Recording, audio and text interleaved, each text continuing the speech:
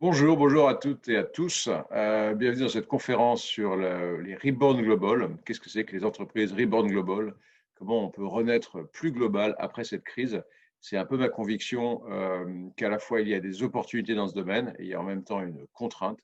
C'est ce que j'ai essayé de vous expliquer pendant ces 20 minutes dans lesquelles je vais balayer ce que cette crise transforme pour le développement international des entreprises. D'abord, je voudrais définir le mot de borne globale. Et c'est des entreprises qui existent depuis très longtemps, qui, quand elles sont conçues, quand elles sont créées, sont directement imaginées pour le marché mondial ou pour un marché régional, donc pas pour le marché domestique, pas spécifiquement pour le marché domestique. Donc, ça veut dire que le produit est conçu dans ce sens-là, la distribution est imaginée dans ce sens-là, les marchés visés sont l'ensemble des marchés d'une région ou du monde. Ce type d'entreprise existait déjà bien sûr avant la crise et représentait déjà en France 20% des créations d'entreprises, mais par ailleurs 50% en Belgique, 50% au Danemark, par exemple aussi 50% en Roumanie. Donc on voit que beaucoup de pays, notamment les petits pays, directement les entreprises se pensent internationales. On peut être reborn global, ça veut dire qu'on se repense, on repense sa stratégie et en pensant une approche globale du marché à l'opposition d'une approche incrémentale, qui est l'approche classique que beaucoup d'entreprises suivent, qui est je gagne un marché, 2 ans plus tard, j'attaque un nouveau marché, etc., etc. Vous allez me dire, c'est sympa, mais c'est que dans la tech. C'est vrai que dans la tech, les entreprises ont eu cette capacité, pour différentes raisons liées au format, au standard, au canal de distribution, d'être directement global. Vous faites un logiciel, vous faites une application, vous faites un site web, vous pouvez directement le projeter dans le monde entier avec des coûts d'adaptation qui sont du domaine de la traduction, donc assez faibles. Mais je vais vous prendre un autre exemple qui sont les shampoings pour chiens et chats, n'ont absolument rien à voir. Dans les shampoings pour chiens et chats, vous avez des chiens et chats dans le monde entier.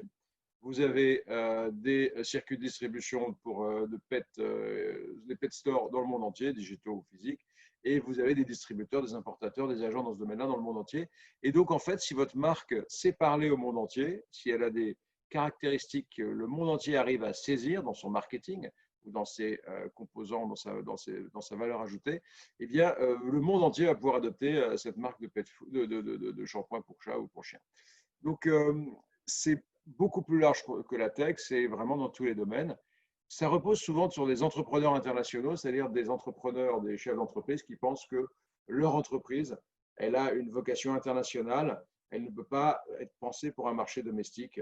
Elle doit être pensée immédiatement dans son organisation, encore une fois, dans ses produits, dans ses canaux de distribution, dans ses modes d'entrée, euh, comme une entreprise internationale. Ces entreprises, et d'ailleurs, mon entreprise en fait partie, puisque moi, en fait, je vends des logiciels aux banques, des solutions digitales aux banques dans le monde entier. Je dois avoir 3 clients français et 40 clients dans le reste du monde. Donc, le chiffre d'affaires France va représenter 5 ou 6% du chiffre d'affaires global. Ces entreprises ont toujours été très consommatrices de technologies web pour la prospection, pour la négociation, pour l'implémentation des contrats. Et bien sûr, ce qui s'est développé dans la tech maintenant est en train, avec le Covid, d'arriver dans l'ensemble des secteurs d'activité. C'est ça qu'on va essayer de voir. Je voudrais, juste avant qu'on entre dans le sujet, faire une mise en perspective de l'évolution du commerce international au cours des dernières années. Vous avez, si vous voulez, besoin pour faire du commerce international et pour accélérer la globalisation, besoin de rapprochement entre les États, c'est-à-dire des accords douaniers, bilatéraux, multilatéraux, régionaux. Et ça, on en a eu beaucoup au XXe siècle. On continue à en avoir au XXIe siècle et on ne voit pas pour l'instant de régression dans ce domaine-là. Donc, on n'a pas, si vous voulez, une démondialisation par les accords douaniers. On a plutôt des accords douaniers à venir. On espère celui avec l'Amérique latine. Et en tout cas, l'Union européenne est déjà très bien connectée au reste du monde par des accords douaniers. Et ces accords douaniers garantissent, si vous voulez, quand même un échange assez fluide dans l'ensemble avec l'ensemble des États de la planète. Évidemment, on parle beaucoup à la télé et à la radio des endroits, des exceptions, mais la norme reste que le commerce reste extrêmement fluide entre les États. Et le Brexit, qui a été interprété par certains comme une volonté de rompre avec le libre-échange, est tout à fait l'inverse. Les Anglais sortent de l'Union européenne pour faire plus de libre-échange. Le deuxième point qui a été transformé, qui a permis l'accélération de la globalisation, c'est le transport des marchandises et l'accélération et la facilitation du transport des marchandises par le container. Là aussi, c'est hérité du XXe siècle. Le container permet de transporter tous les produits à valeur ajoutée, tous les produits donc industriels, et donc multiplie considérablement la capacité de faire du commerce international. Et depuis le début du XXIe siècle, il y a ce phénomène qui est le rapprochement des entreprises. Le troisième pôle, une fois que vous avez rapproché les États et les marchandises, vous devez rapprocher les entreprises et les personnes. Et donc, c'est un peu le thème du XXIe siècle et c'est ce qui permet l'accélération actuelle du commerce international et qui va la poursuivre. Et c'est pour ça qu'à mon avis, l'époque Covid n'est pas du tout, le post-Covid n'est pas du tout une époque de fermeture des frontières, elle est une période, en tout cas, d'opportunités plus grandes pour les entreprises. Concrètement, qu'est-ce que ça veut dire? Ça veut dire qu'en fait, depuis le début du XXIe siècle, les différentes crises qui ont affecté les voyages, les attentats contre le World Trade Center, la première crise du SRAS en 2003 en Chine, tous ces éléments, si vous voulez, et les ultérieures crises sanitaires, ont, si vous voulez, à chaque fois bloqué les échanges, les voyages, mais pas bloqué les échanges. Donc en fait, à chaque fois, l'Internet, les entrepreneurs, le marché a inventé des solutions pour, par exemple, récupérer de l'information sur les entreprises, donc les contreparties à l'étranger, pour entrer en contact avec elles. Et ça, typiquement, c'est Alibaba qui peut incarner ça, si vous voulez. Alibaba qui démarre en fin 1980, fin des années 90, mais qui a une explosion à partir de 2001 parce que les Américains trouvent sur Alibaba un substitut à leur voyage qu'ils ne peuvent plus faire à cause des attentats. Et donc, pendant 2 ans, entre les attentats et puis la crise du SRAS, il y a en fait 2 ans de blocage des voyages. Et pendant ce temps, donc, les gens doivent importer massivement des produits chinois. Et donc, ils trouvent des solutions de mise en contact. Et donc, cet univers de l'information sur les entreprises, de la mise en contact entre entreprises, a tout à fait commencé à être digitalisé depuis 20 ans. Et il est tout à fait commun de trouver des informations et d'engager les entreprises sur Internet. Ce qu'a fait si vous voulez, cette nouvelle crise, c'est qu'elle a accéléré un processus qui était tout à fait enclenché déjà, qui était le fait de faire la négociation, de faire la contractualisation, de faire le règlement des litiges, de faire le contrôle qualité, de faire toute une série d'actes liés à la relation inter-entreprise sur le net. Et ça, on a gagné avec la crise et avec les 3 mois qu'on a passés confinés, probablement 3, 5 ans, qui a fait que tout le monde s'est remis à niveau, mais dans tous les pays du monde, l'Inde, l'Australie, le Canada, l'Afrique du Sud, tout le monde s'est mis à niveau et tout le monde a adopté la visioconférence. Et donc, en fait, le symbole, évidemment, de tout ça, c'est Zoom. Alors, Zoom, si vous voulez, c'est une solution, et les visioconférences en général, c'est une solution qui est maintenant, en fait, quasiment universelle. C'est-à-dire que vous pouvez dire à n'importe qui sur la planète, écoute, ça ne m'arrange pas de venir te rencontrer, mais faisons connaissance sur Zoom, car mon produit est intéressant et j'aimerais te le présenter. Franchement, aujourd'hui, personne ne refuse une conférence sur Zoom. Et par ailleurs, même dans l'implémentation des contrats, personne ne va vous dire « Ah oui, mais attends, il faut absolument que tu viennes dans une réunion présentielle parce que c'est hyper important. » Donc, il y a eu un recalcul, un réajustement des attentes et des obligations. L'exportateur n'est plus obligé de voyager en permanence et de se rendre à chaque rendez-vous que lui intime son client, son distributeur, son agent. Et donc, du coup, une nouvelle manière de travailler émerge. Et cette nouvelle manière de travailler, on va voir, elle est beaucoup plus efficace, bien sûr. Et elle n'est pas forcément holistique, ça n'exclut pas complètement le voyage, mais elle est extrêmement efficace et elle permet vraiment une prospection internationale beaucoup plus efficace.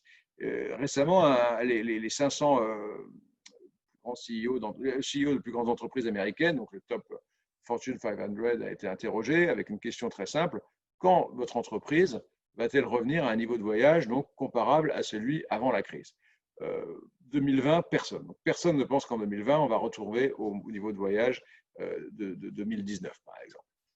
Certains, 14%, disent 2021, pour le premier trimestre 2021, 25% deuxième trimestre 2021, 2022, et puis 51% disent jamais. C'est-à-dire jamais on ne retrouvera dans mon entreprise le niveau de voyage qui était celui de 2019. Pourquoi? Tout simplement parce qu'on a vu que ça marchait sans voyager. Tout ne marche pas sans voyager, mais beaucoup, beaucoup, beaucoup de choses. Beaucoup de choses parce que des gens ont inventé des systèmes de caméras. Donc, Zoom, c'est basé sur la caméra de l'ordinateur qui, jusqu'à présent, était très mal vécue par l'ensemble des professionnels. et qui avait plutôt tendance à mettre un petit coup de post-it dessus, l'obstruer, etc. Aujourd'hui, tout le monde a ouvert sa caméra, tout le monde parle à tout le monde, et cette caméra, elle coûte pas cher, et vous pouvez la mettre dans des containers, vous pouvez la mettre pour des contrôles qualité, vous pouvez la mettre dans plein d'endroits qui permettent à la fin d'éviter des voyages et de vous permettre à vous de vous faire une certitude à distance sur un produit que vous voulez acheter.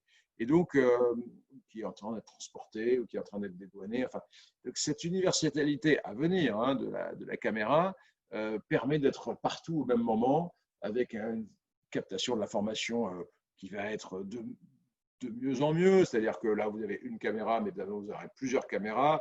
Là, vous voyez en face à face, mais peut-être dans le futur, vous verrez un hologramme 3D. Mais c'est rien, c'est juste au lieu d'avoir une caméra, d'en avoir deux. Enfin, c'est vraiment des choses qui sont des incréments technologiques extrêmement faibles par rapport au problème de l'adoption. La technologie, c'est surtout des problèmes d'adoption. Et là, vous avez eu une adoption massive qui ouvre la porte à énormément de choses. Alors, la bonne nouvelle, donc, c'est que du coup, vous êtes, vous, exportateur français ou exportatrice française, à égale distance de votre prospect indien qui est basé à Bombay, que son éventuel fournisseur concurrent de Delhi. Parce qu'en fait, si vous voulez, Paris-Bombay et Delhi-Bombay, c'est le même problème, c'est Zoom. Et Zoom, ça veut dire que vous êtes en face d'une personne que si vous avez un peu d'habileté, un peu de compétence, un peu d'intelligence, un peu de patte internationale, vous allez être capable de la convaincre presque aussi bien, et là on va revenir bien sûr sur ce sujet, presque aussi bien que votre concurrent indien qui est basé à Delhi et qui aussi interagit avec son client de Bombay sur Zoom. Alors, évidemment, on voit que ça facilite la prospection internationale et ça met en valeur, ça fait gagner énormément de temps aux équipes export qui consommaient un temps colossal dans des voyages. Et donc, ça permet d'avoir beaucoup plus une stratégie internationale born global, c'est-à-dire beaucoup plus agressive. Alors, les stratégies born global, ce n'est pas n'importe quelle stratégie, c'est des stratégies où vous utilisez des modes d'entrée dits légers. Les modes d'entrée légers, c'est des modes d'entrée qui sont assez peu spécifiques au pays, qui nécessitent, parce que sinon, si vous devez gérer 10, 20, 30, 40 pays, c'est difficile. Donc, vous avez l'approche directe quand vous êtes sur des grands comptes. Vous faites des webinars, vous invitez tous les grands comptes d'une région, vous faites votre présentation. Vous avez l'approche par les réseaux de distribution digitaux. Vous postez vos produits ou vos solutions sur Amazon ou sur Alibaba et vous les diffusez dans plusieurs pays. Vous avez des modes d'entrée plus classiques comme les importateurs et les agents. Donc, vous activez une série d'importateurs et d'agents sur une série de pays et vous les gérez en parallèle. Et tout ça, en fait, est possible parce que vous avez gagné en productivité sur la relation avec chacun d'entre eux. Ça, c'est le bon côté des choses. Le mauvais côté des choses, si vous voulez, en tout cas le challenge, c'est que vous allez devoir devenir une borne globale. C'est-à-dire vous allez vous allez faire face à la concurrence d'entreprises qui, elles, seront devenues internationales. Et donc, si vous restez un exportateur qui vend sur 1, 2, 3, 4 pays et qui incrémente pays par pays, donc une trajectoire à 5 ans où vous arrivez à gagner 2 pays, eh bien, vous allez vous faire dépasser largement et dans plein de domaines par les bornes globales. Les bornes globales sont des entreprises, d'abord, qui sont extrêmement adaptées au contexte des crises, parce qu'elles sont positionnées sur plusieurs marchés. Et donc, du coup, le succès ou l'insuccès d'un marché pour le produit, la trajectoire économique positive ou négative d'un pays impacte finalement assez peu pour une entreprise qui est déployée sur 20 ou 40 pays. C'est très important dans la période d'incertitude qui s'ouvre que d'être sûr d'avoir des points d'appui multiples et ne pas dépendre uniquement d'un ou deux marchés qui peuvent se retourner. On voit dans cette crise que, du point de vue du PIB, par exemple, qui est un indicateur assez basique, mais qui est bien documenté, les trajectoires de PIB des pays européens, asiatiques, sont extrêmement hétérogènes.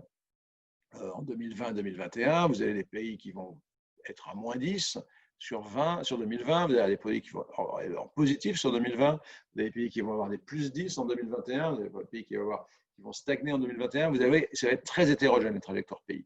Si vous êtes positionné sur les mauvais pays, vous allez passer des mauvais moments. Si vous avez trop peu de pays dans votre assiette commerciale, internationale, vous allez passer un mauvais moment. Si vous avez beaucoup de pays, eh bien, vous allez pouvoir jouer le rebond d'un côté, gérer le recul d'un autre, etc. Et ça devient de plus en plus important parce que je pense qu'il y a un consensus là-dessus que le 21e siècle sera de plus en plus aléatoire et complexe, mais aussi aléatoire et donc volatile.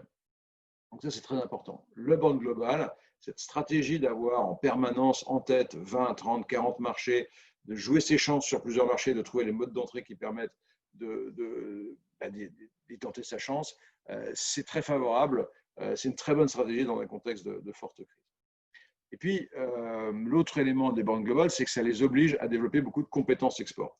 La compétence export, c'est le savoir-faire, c'est cette manière d'aborder les marchés en étant le plus local possible dans son approche, le plus intelligent, le plus à l'écoute, le plus respectueux, le plus adaptable, et qui permet qu'à la fin de ce zoom avec un prospect indien, finalement, vous arrivez à le faire avec vos atouts, mais aussi avec le lien qui fait que finalement, vous devenez un concurrent crédible face à son fournisseur basé à Delhi. Et donc, en fait, les entreprises qui vont développer cette compétence, cette couche de savoir-faire, eh bien, elles vont avoir un avantage compétitif colossal par rapport à celles qui, maîtrisant un ou deux pays, ne vont pas développer cette compétence, disons, d'adaptabilité, de compréhension des coûts, de construction de relations à distance. Ce savoir-faire-là, il est fondamental dans le jeu d'aujourd'hui et les banques globales, étant exposées par nature à 30-40 marchés, sont beaucoup plus armées pour aborder cette concurrence et aborder cette compétence que les entreprises qui exportent sur un ou deux pays. Et donc, si vous voulez, si votre entreprise elle est sur un modèle traditionnel où vous faites 10% de votre chiffre d'affaires à l'export et vous avez ça sur un ou deux pays, vous allez vous faire donc dépasser, vous allez vous faire surplanter par des entreprises qui vont arriver avec Bond Global avec un savoir-faire colossal. Et ça, c'est très important que vous mettiez ça en tête parce que les clients, bien sûr, vont être sensibles à la compétence export. Beaucoup plus agréable pour un Indien de converser avec une entreprise française qui a une vraie compétence export plutôt que avec une autre qui débute et qui est un peu approximative. Mais aussi, si vous voulez, les salariés, les salariés vont être plus fiers de travailler dans des entreprises internationales. Les diplômés vont aller plus vers les entreprises internationales, mais aussi les banquiers, tout simplement, vont plus financer des entreprises internationalisées, les investisseurs. En fait, disons, tout l'écosystème va préférer ces entreprises internationalisées et banques globales parce qu'ils vont voir qu'elles sont plus résilientes et qu'elles sont plus efficaces et qu'elles ont des opportunités nouvelles avec cette crise. Alors, ça, c'est vraiment très important. Donc, mon conseil, si vous voulez, c'est de reprendre votre stratégie internationale. Et c'est l'idée de Rebound Global. Donc, vous êtes sûrement dans une trajectoire internationale, mais vous pourriez avoir une stratégie internationale beaucoup plus ambitieuse en repensant tous les éléments de la chaîne. Est-ce que mon produit, sur quel territoire mon produit est acceptable et pertinent? Sur quel canal de distribution je peux m'appuyer pour avoir quelque chose de très scalable? Et quel mode d'entrée je dois adopter pour que la perte d'un marché, parce que quand vous en prospectez 10 d'un coup, ben forcément, vous en perdez en route, la perte d'un marché ne soit pas déstabilisante pour l'entreprise. Et quels moyens de prospection et quels people, quelles compétences, quelles ressources humaines je mets dans cette organisation. Et ça, c'est un travail, évidemment, c'est très difficile parce qu'on est tous dans notre trajectoire, mais c'est un travail que vous devez faire parce que c'est le travail qui vous permet de renaître plus global, d'utiliser les opportunités qui sont face à vous avec cette prospection un peu tous azimuts possible. Alors, à arbitrer, il ne faut pas faire une prospection mondiale, mais néanmoins une prospection beaucoup plus large que celle que vous avez probablement actuellement. Et pensez quand même qu'à 3 ans, à 5 ans, les entreprises qui ne seront pas mondialisées, les PME qui n'auront pas trouvé une niche sur laquelle elles peuvent se positionner sur plusieurs pays, mais quand je dis plusieurs, c'est plutôt 10 ou autres, eh bien là, il y a vraiment un risque, un danger, un challenge que vous devrez affronter. Voilà, c'est un peu le message que je voulais partager. C'est pour ça d'ailleurs que le 9 juillet, on organise l'université d'été de l'internationalisation des entreprises avec comme thème réussir à l'international dans le monde post-Covid. Qu'est-ce que ce monde a changé? Comment les entreprises peuvent tirer parti de ces changements? À contrario, contre quoi elles vont devoir se battre? Qu'est-ce qui doit changer dans l'organisation, dans la manière, encore une fois, de choisir les pays cibles, dans la manière de penser son développement produit, dans la manière de choisir ses modes d'entrée, dans la manière de choisir ses canaux de distribution? Beaucoup de choses ont changé pendant ces 3 mois qui viennent de s'écouler. Eh bien, c'est pour ça que le 9 juillet, on a réuni donc un très grand nombre d'experts, de chercheurs, d'entrepreneurs français, chinois, allemands, pour partager ensemble sur comment, dans cette trajectoire difficile, chacun a trouvé la manière de transformer son entreprise et la rendre plus internationale. puisqu'à la fin, à mon avis, c'est encore et toujours dans la prospérité qu'on trouvera au bout du commerce international.